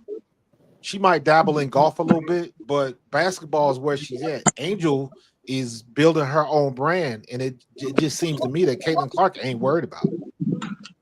So she's not worried about pushing. I agree. Yeah, her thing is she want to be on the court, and that's her thing. She just want to play basketball. That's it. Angel from the street. She might be self-aware that she's not as marketable as Angel. She's boring. She's boring as hell. She's boring as hell. That doesn't matter. That doesn't matter. It matters a lot. It really don't matter. It matters a lot. It matters a lot when it comes to getting endorsements and being somebody that matters. She gonna get endorsements on her play, bro. That's it. As far as personality, Tom Brady was boring as hell, but he didn't care. He's just gonna play football and get his endorsements off his game. That's it. I'm not saying Caitlin Clark gonna be in the poorhouse, bro. I'm just saying she ain't gonna be Angel Reese. Pushing women's basketball forward. That's what I was talking about. You also gotta remember we live in an echo chamber, right? We black, right? We live in an echo chamber. So like whatever Angel do, we gonna hear about. You know what I'm saying? Because whatever she do, 9 times out of 10, our people are into. Caitlin might do some white girl stuff that they into. We'll never hear about it because we're not into that. So but even when Caitlin was at Iowa, Caitlin had a big social media presence. But she wasn't putting it out there like Angel. They like in two different worlds. There's art. So let Caitlin do an interview with Taylor Swift, and that's gonna go crazy. That's gonna go crazy. Yeah, it's gonna go crazy. It's gonna go crazy in that community. In that community, yes. Exactly. That's my point, though. That's my point. In that community, we live in an echo. Angel. You got whites and blacks ride with Angel. Yeah, blacks ride. Quiet as kept. That's my point. It has nothing to do with the black or white, none of that. I'm talking about once you become once you start to usher in an age, and you want it to be a golden age, we keep talking about this golden age of women's sport. I just think I'm with Sister Nova on that. I just think the two biggest names need to usher that golden age in and make longevity for the to be remembered. Yeah, somebody got feedback. I can't hear Yeah, you. yeah. Somebody got a lot of feedback. Yeah. I was just about to say that something. Oh my goodness. Yeah, it's a lot of feedback from somebody. I don't know who that was that got cut off. Yeah, I couldn't hear you because there was too much feedback. Yeah, what I was gonna say is we're entering into this quote unquote golden age of women's sports, and we wanted to continue and be sustained. If you and trust me, you don't have to do anything. You're a human being. You can do whatever you want to do. You're a grown person. I'm just saying it will help keep pushing their game forward for generations to come. When they put up their basketball, it'll still be going. You know what I'm saying? And also for Caitlin, for the camaraderie, so she can start to relate to her peers a little bit better. I think there's a relatability problem. So I agree with that. I don't care about that though, because I'm from the era where players weren't friends, bro. It was teammates and ops. You had your teammates that you played with, and everybody else was ops. Yeah, we'd be friendly. We might shake hands and all that.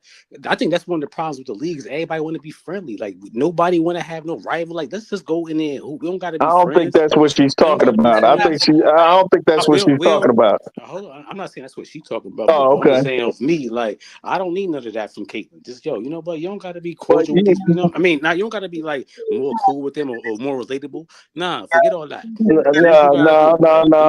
Now listen, now you like I said, that's not exactly what she's talking about. She's talking about when the unity of the players when it comes to doing business as far as the league. Like this, when you negotiate CBA, you want to have everybody on the same page. You want to have camaraderie with your peers, because even though back in the day you didn't see all the hugs and kisses, except for Magic Johnson and Isaiah and eventually him and Larry. But still, even to this day, as much as Larry and Magic love each other as brothers, Magic he loved nothing more than to cut his throat on the basketball court. And it's the same with these women. They the same way. But off the court, they cool. Because a lot of it has to do with AAU. They play together in AAU. They've known each other since high school, so they can't help but be as far as off the court close or what have you, but or cool with each other. And maybe they ain't cool with each other. Who knows? Well, no, but that was usually, like I said, I agree with that, right? Like, I think Caitlin has the girls that she played with throughout her career. I think she cool with them and all that. You know what I'm saying? And then let's just say, like, yeah, she ain't got to be cool with them, but we know, or at least we heard, that she was making moves behind the scenes trying to get them more money whenever she showed up to town. She said, look, when I showed up to town, she was trying to get them ladies more money. That's cool. She could do that. She ain't got to be cool with them, but if she showed up to their town and they selling out tickets and they got to move to the biggest arenas and she going to the people like, yo, get them more money, she could do that. But she ain't got to be like buddy with nobody. You know what I'm saying? Like, but you remember that sob story?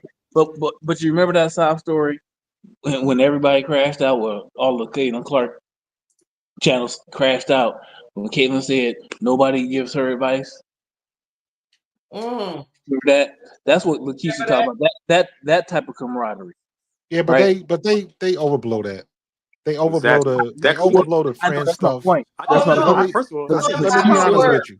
When I was when I was in the league in the 90s, when nobody was friends, we were still friends. You still got boys you play ball with. She like to Brass Tax's point about playing AAU ball, you just know everybody. But guess what? You got people in your own family that's family that you don't really rock with. So it's the same dynamic. It's the same exact dynamic when you at the pro league. You got everybody respects everybody, but you got the people that after every game, you got your certain group you're gonna hang out with. Just like when I played, you got the certain group that they always wanted to go to strip clubs. You had some groups that they wanted to go and play Madden all night. You had another group that just wanted to go home and go to sleep. Right. So yeah, because match your not to cut you off, Coach, but give you a prime example. Michael Jordan. Michael Jordan was the most cutthroat player in the history of this league, but he hung out with Charles Barkley. Barkley was his dude. Because they all gambled together. And they all gambled together. You know what I'm saying? And that goes with what you're saying, Coach. Yeah. You hang with you don't deal with people, you deal with personality. That's right. But see, that's what I'm saying. They gambled together. I'm sure if one of these girls want to go to a Taylor Swift concert with Caitlin Clark, she'll gladly go with him. It's no difference. It's just that a lot of the league is predominantly black, and they probably just not into the same thing. Caitlin Clark, who's a thoroughbred white girl, she's just white as hell, like she's from Iowa. They probably just not into the same thing. I don't think there's a whole lot of white girls like that, because if you look at the way that they buy black culture now, these young white kids, the way they buy black culture, I have a hard time believing that to be the majority of the Caucasian players in the league. Because I didn't say majority. I said Caitlin Clark, because I don't think Caitlin Clark. Look, Caitlin Clark might listen to Meg Thee Stallion or Nicki Minaj in the locker room. I don't see her going to a Nicki Minaj concert. I don't see her doing I don't see her going to any concert, really. You getting extra now.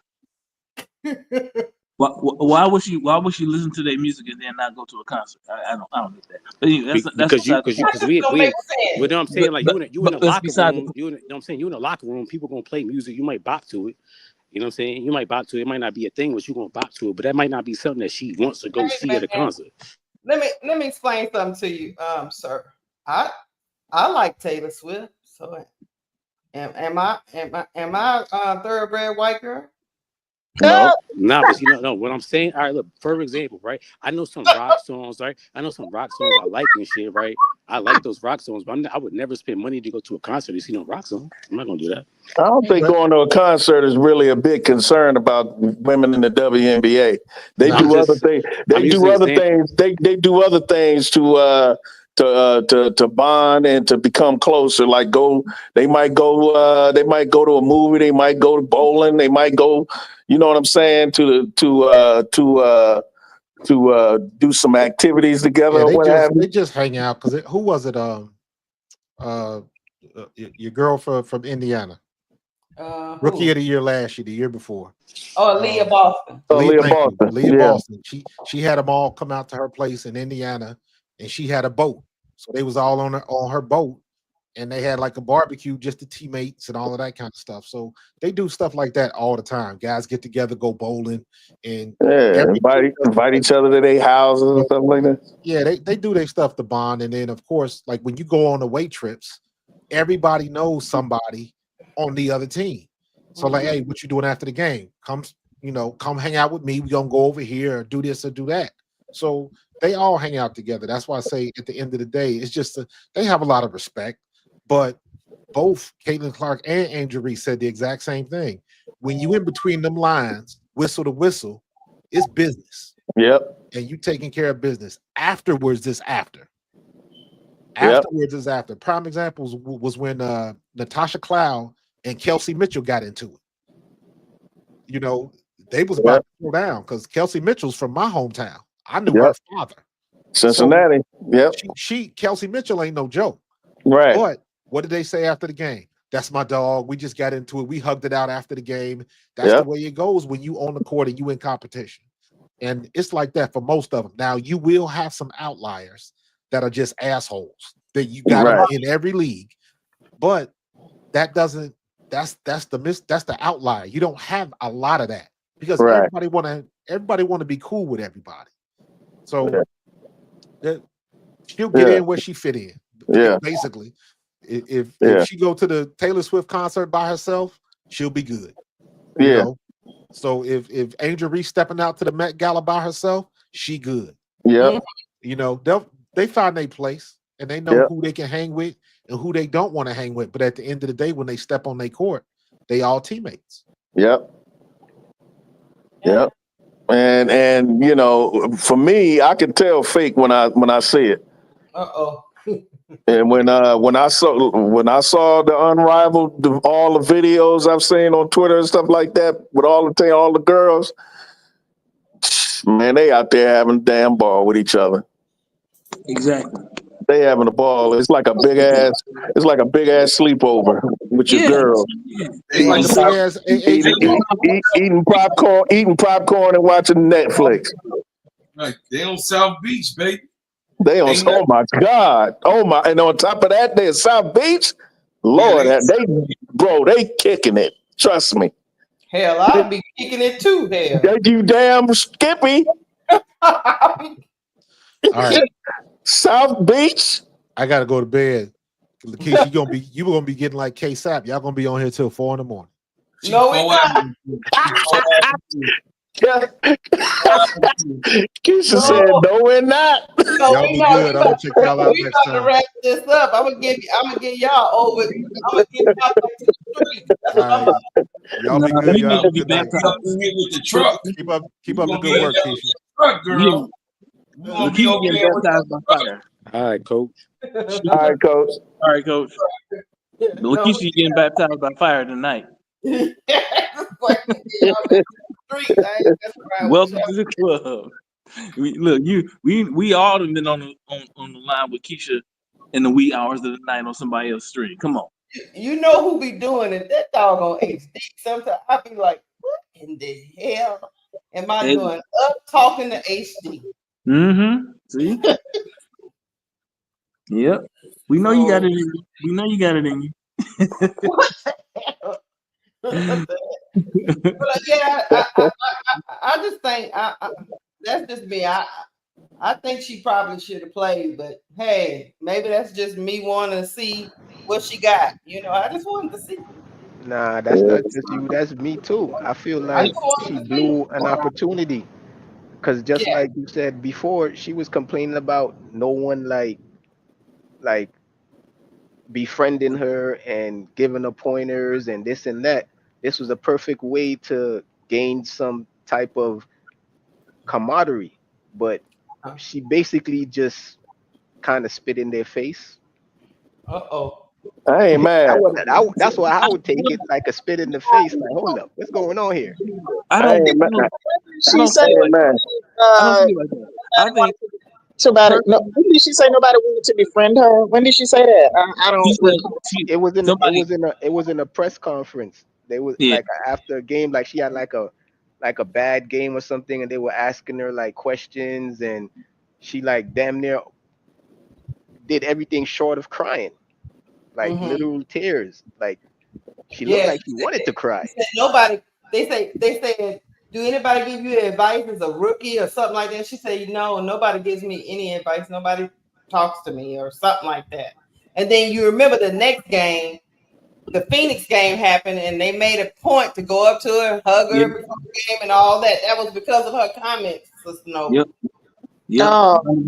100%. Man, listen. She was feeling left out. But she never said that nobody tried to befriend her. She never said that. She said nobody gives her advice. Right. She's talking about veterans coming up to her, giving advice like they do other players. But listen, I'm gonna say this though, Mo3. I understand where you're coming from. I personally, though, this year I don't blame Caitlin for not playing Unrivaled. I think honestly, if anybody needed a freaking break, it's Caitlin Clark. She had a lot of pressure on her.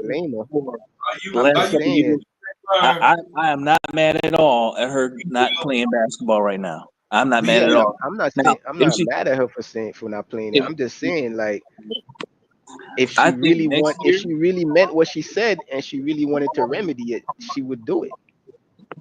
I mean, I get that, and maybe she will next year. But I think I'm personally, I feel that like I completely understand her reason. I would completely understand. There's a number of reasons why I could see her not wanting to play at this moment. Let me help you out. Raz can bag me up. Let me tell you this. Be Will. Her, Asia Wilson, and Kelsey Plum, they miss the first party. They won't get a chance to experience what the first party. See, when you had that first party, that first breakout, you're not going to be able to experience that.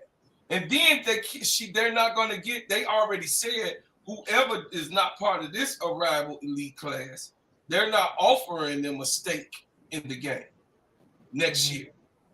So you missed the stake listen, you missed being a partner because of you got bad advice from your people. Not only did you have bad advice, but you missed the opportunity to have a camaraderie with the players that you did not get to acknowledge, entertain, and you get to clear the air, which they need. You didn't do what you need to do to clear the air of all of what she said on the stage. You didn't come in to something that was going to actually heal the fans, heal yourself, because you got trauma. Definitely you got trauma. Because like you said, B Will, she's tired. Well, Angel goddamn tired too. And Angel out there more than her. Hey, I'm tired of them talking about what Caitlin Clark needs rest. Angel is the face of the WNBA with it on her shoulders. Right now, she involved right now. Listen. Yep. She don't know she went somewhere and hid away. That's what you're saying. Angel didn't go hide. She didn't go hide. Right. That's what Angel does, though. That's who Angel is, though. That's you can't compare the two of them. I got 5 different people. Listen, but bro, Claude, I got 5 grandbabies and I got 8 daughters and 1 son. I got 9 children, bro. I don't whoop ass according to who it is. I whoop ass across the fucking board. I whoop ass across everybody that's on the team. Everybody on my team, you gonna get your ass whooped if you did it or you didn't. Because guess what? You knew about it. You know, like my son say, oh, he gonna get you. Oh, my son always tell him, he said, oh, he gonna get you because you had to know about it. And you probably seen it. Or if you heard about it, you didn't come and report it. You got what I'm saying? So I handle all my children the same. I love them the same. I hate when people say, oh, no, you got to love this child a little bit different and this one is special. No, I'm a baby of 9. We got our ass whooped. I'm a Southern boy that, you know what I mean? I'm a Chicago boy with Southern parents. My father was a Southern boy. My mother was a country girl. So I'm just telling y'all, man, Caitlin missed the opportunity. You can call it whatever you want.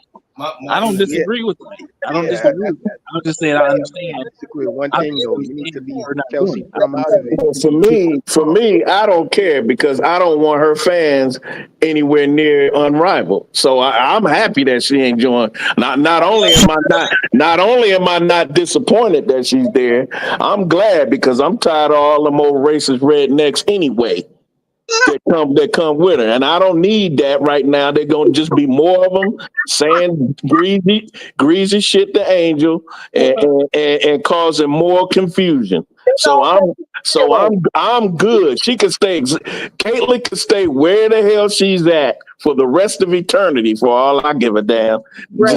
Just because I don't want her fans. I don't want those rotten ass fans in the mix with Unrivaled, spoiling it for everybody else. That's what it's not nothing against Caitlin herself. She didn't ask for these fans, but damn it, they are her fans. It's the reality. I don't want them rednecks near anything that Unrivaled is doing. Yeah. Let me ask you a question before everybody talk. Let me ask everybody on the panel. I gotta ask this question. I just want to get y'all honest opinion. Okay. Now, it may seem crazy what I'm about to say, okay? But do you all think that Caitlin Clark is going somewhere hiding? Like she's hiding, literally. Okay, like she want to be in the spotlight. Like she is withdrawing from the spotlight, so to speak. Nah, she Not showing up to get paid. because of fear, She but showing I up to think get that paid. she's naturally shy. I think she's naturally shy. She doesn't like a lot of attention. Like, She said that she don't like a lot of attention. She introverted. Like she more like she don't really want to be around a lot of people, probably, right? But like, I think as long as the money coming, she gonna show up because they paying her a good bag to show up. Like, got it. Okay. But I think she's one of those people that's reclusive. She doesn't like a lot of attention and all that stuff. She's always been like that. Well, hey, Brass, I'm gonna push back at you just a little bit, just a small, because you know you my brother in crime. Just a small. Okay. So what I was saying was Caitlyn joining Unravel, no matter what of those fans would have fell to the wayside like they did with Lexi Hall. If she would have came and showed with those girls, they would have fell to the wayside, the ones that was really there for racial reasons. If she would have joined the Unrivaled and did her responsibility, because it's a duty to also show camaraderie in this time, Sister Keisha, in this time of basketball, it's a camaraderie that they building. And she didn't show up and show out. She didn't show up.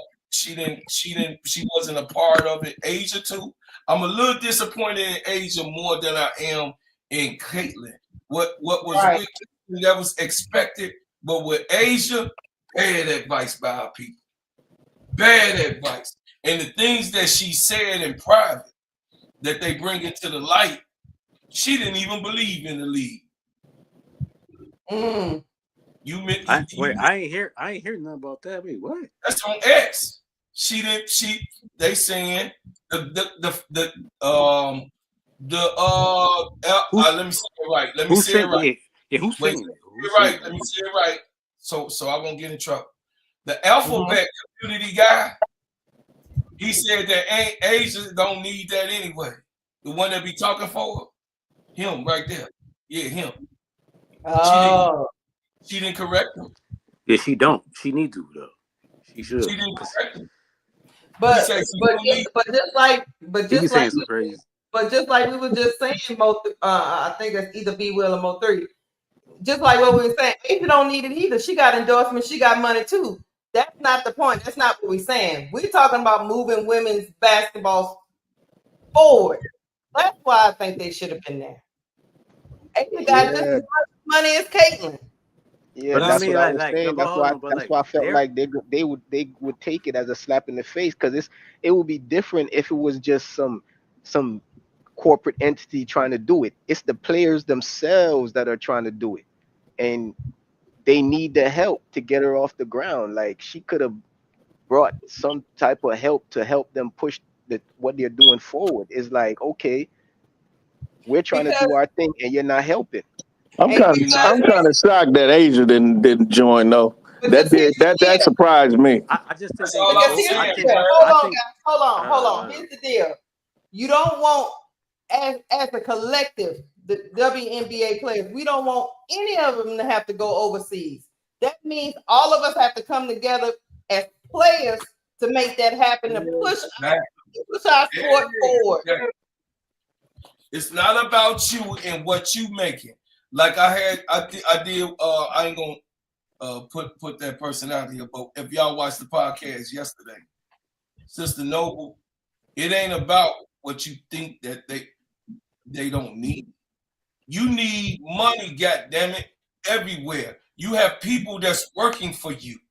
I'm an entrepreneur. You always need money when you work for yourself. It doesn't matter, because that 120 million, we saw what happened to the 120 million.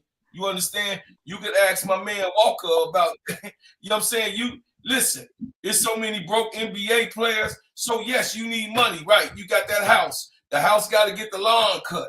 You know what I'm saying? You got your mama need to go to the beauty salon.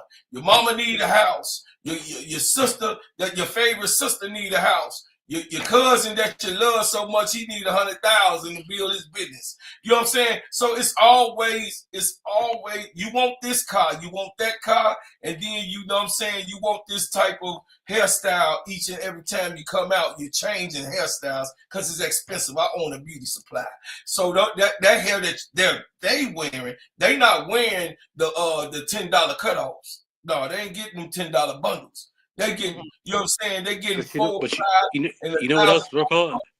You know what else huh? though? You know what else though? I think that Asia and Caitlyn, Uh-huh. they're so big and they got so many endorsements that they just can't risk their body, bro. I honestly think it's not just them saying no. It might be their team, like, yo, nah, we can't do this. But I agree with you. Hold on, I agree with you. Hold on, I agree with you. Hold on, I agree with you. I agree with you that. Hold on, bro. I said, look, I agree with you though that no matter what, they should still be able to shout the league out or show some type of love or invest in it. I agree with you with that too. But again, that might be their team. I don't know. These people are millionaires and they doing what they have teams around them. Maybe the team's like, yo, maybe not invest in it right away. Maybe wait and see how it goes, you know, because you don't want to invest in something and then it go bad. Like, just wait. We don't know. You know what I'm saying? Maybe they do want to do that, but they're just being smart with their team about their money. Yeah. And even if you don't want to play, just go out and support. I agree, but like I said, I don't know, like, because I don't think Asia is purposely not doing that. I don't like, you know what I'm saying. Same thing with Caitlyn. I don't think they both purposely not shouting it out, but it just might be a contractual thing, bro. They might not be able to do it. I don't know. You're right. We don't know the things going on behind the scenes. We don't know any of their reasons. We don't know. We don't truly know their reasons. I'm sure it's myriad, but you know. I was just giving you my take. But look, this is what I said. Because I know, hold on. Kelsey Plum backed out, right? She said because it was for mental health issues. But we don't really. Chelsea Plum. Kelsey Plum. That's what I'm talking about. I'm talking about Kelsey Plum. We don't. She said because of mental issues, right? But we don't really know if that's the reason. Maybe her investors or somebody was like, "Yo, chill," like. And then somebody reported that she was trying to get back in. You see what I'm saying? They was on the phone with her, right? Through some family crisis, though. Yeah, she was getting divorced. And all type of crazy stuff going on in her personal life. Yeah, I get it. I get it, but she had already signed on though, right? She had already signed on. Yeah. But that was before all this happened. All that stuff started happening to her. Now, bro, Claude. She was no. She was going through that before the season because it was a thing before this, like during the season that she wasn't playing as good because she was going through that divorce with her husband. The divorce is final. Yeah. But she already agreed to do the unrivaled thing before that, though. Well, that was quick. Listen, bro, Claude, did you say that Asia said that she didn't think the unrivaled league would be successful? Did you say that earlier? Allegedly. It's no. I didn't say that. So I ain't even allegedly. No, I said her friend, the alphabet guy. Allegedly. Now I say allegedly. Said that she didn't need it anyway. She didn't want to be a part of that anyway. But now you see you also said that she didn't correct him either. No, she did not. Allegedly in public. She did not. I haven't seen it, but I'm just telling you what I have. It's in the Twitter X space. Sister Noble in the Twitter X. Just go on the Twitter X space and go look for the guy. He's easy to find. He got a lot to say. He have a lot to say about it. You know what I'm saying? But she ain't told him to be quiet. But what I wanted to say is this, y'all. It's all speculation. The only thing that we can really go off of is what is and what's not. What we do know that these icons did not sign up to help better the game, which Unrivaled is doing that. These icons know that, like Keisha said, they need to. These are the golden years. They need to lock arms. They have to show unity. The CBA is coming. What better year to show that they are down with each other of what's been going on in this terrible league with Angel Reese coming in a rec center with a curtain and it's about to close. This rec center was about to close, y'all. Yep. I'm saying I ain't finna crash out, Ms. Keisha. I'm just saying don't crash out. What better year to come and lock your arms before the CBA negotiations is done to show, oh shit. Now, if Asia was a part of this, they'll really be like, oh shit, we got to get out. I mean, and they just, sometimes everybody don't, you know what I mean? Hey, look, listen, it was a lot of record labels that could have signed DMX, but them can't got it. I mean, that's fact. I ain't gonna say their name, no Diddy. You know what I'm saying? But I'm just saying there was a lot of people that had a chance to sign DMX. But once he got signed, you know what I mean? This is something that I know that I'm with him. Once he got signed, the next time after his albums, after he, you know what I mean, recorded, because he was a worker like Tupac. He recorded. And once his obligation was up, all the other ones that, even while he was in jail, the ones that was trying to come see him, he was like, no. He was like, no, I came to you. You said no. You were sleeping. You're going to get the dog now.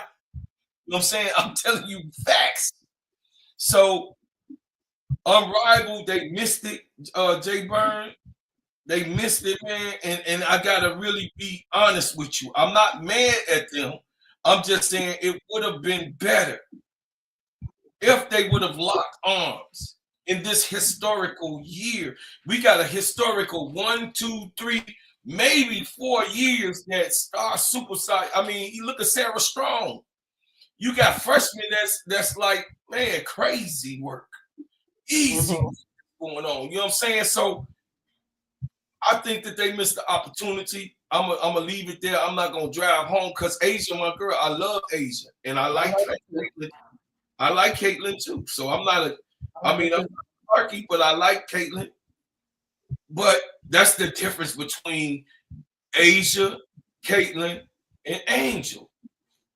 Everybody love Angel, and that's it. Everybody love. Everybody love.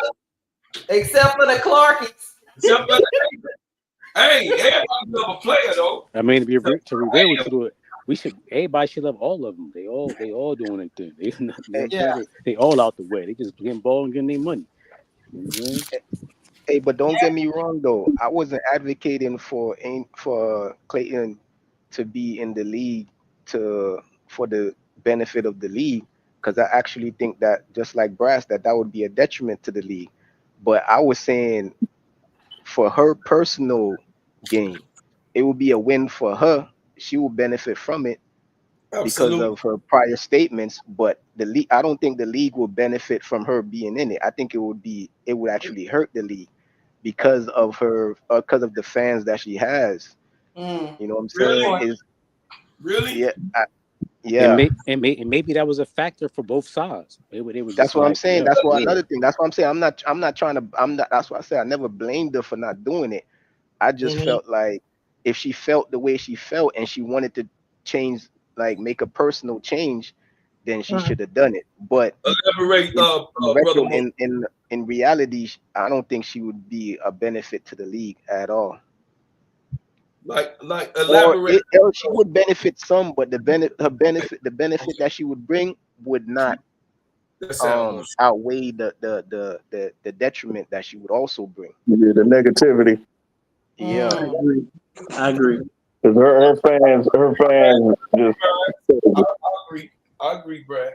And I mean, I get where you're coming from, and maybe, and just maybe, I'm just being devil's advocate. Maybe they needed to show, talking about on Robert and the ladies, maybe they needed to show that they could do it without her. Maybe they needed to show that, because for some reason they got a whole bunch of people running around here acting like she's the only basketball player that people want to see, and that narrative has been debunked. Yes, it has. It has. Big time. Yep. So she You know did. what? She Hey, did help inadvertently. you know what other narrative has been debunked? If y'all been watching, all these so-called Iowa fans. If y'all watch Iowa, have y'all seen Iowa home games? Yep. Yes, Yeah. sir. They ain't sold out. Oh, they balling. They balling. They ain't. Post They ain't. Oh, I like the Iowa team, but I do too. their home games. Their home games aren't sold out. Nope. Nope. Nope. You know, so all that stuff, all these so-called Iowa fans, no, they weren't Iowa fans. Yep. They It was weren't. Gotcha. Caitlin Clarkies. Yep. That's it. Oh, they've been caught in so many lies. Oh. Oh yeah. Yep. I've seen the half empty arena. I've seen it, the half empty red arena. So exactly what you mean. Yeah. They ain't sold a lot of season tickets either. Oh. Yeah. In fact, I think the only game they really selling out or potentially will sell out with Mad Money is her retirement jersey. That's it. Mm-hmm. Interesting. Yep. Hey, y'all. Good night. I love y'all. I love y'all. All right, bro. Y'all. I gotta get up in the morning, but I love y'all very much, man. Yep. Sister Yeah, Keisha, I gotta dip out too. Yeah, we about to get off of here. Thank you for coming through, bro, Claude. Yep. Yeah, I'm so I'll holler at y'all. Holla. Go ahead, bro, Claude. Drop the link. Yeah, I think I'm gonna go too. Hold on. Oh, they want the link. Hold on. But yeah, Iowa. I thought they come to the. I thought they pack it out all the time. That's what they was telling people. Mm-hmm. That's what they said. Telling all them lies. Mm-hmm. No. And the trip part about it, you didn't need to lie. I mean, if you like a certain player has sparked something in you, nothing wrong with that. Just say that. People jump on the bandwagon all the time. All the time. So I don't know what you up there doing all that lying for. All the time. Yeah, somebody said in the chat they were not buying tickets Caitlin freshman year. It was emptied in too. Mm-hmm. I say, yeah, I know. Yeah, because most college, because I'm from a college town, I'm from Baton Rouge. Most college towns, if you're not consistent winners, people ain't buying tickets. Yeah. They don't care who you are. Yep. That's the truth. You know? Yo, Lakeisha, though. Shout out to you, right? Congratulations on your channel. You know what I'm saying? So happy for you. See, you come from like the beginning of the KSAP channel, you know what I'm saying? But I'm gonna get up out of here too. You know what I'm saying? Yeah, we got to wrap this on up.